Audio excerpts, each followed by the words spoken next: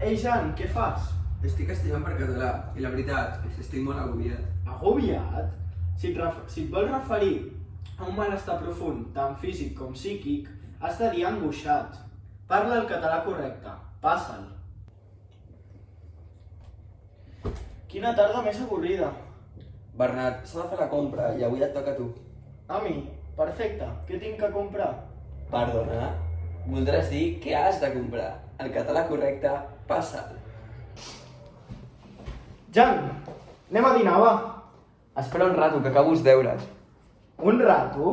Si vols, m'espero una estona, però no un rato. Parla el català correcte. Passa'l.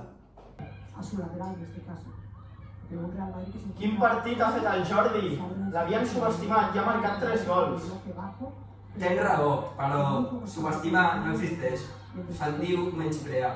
El català correcte, passa'l. Adeu, me'n vaig a l'escola. Recorda llençar les escombraries, vale? Com que vale? En tot cas, estirà d'acord. I adeu. El català correcte. Català correcte, passa'l.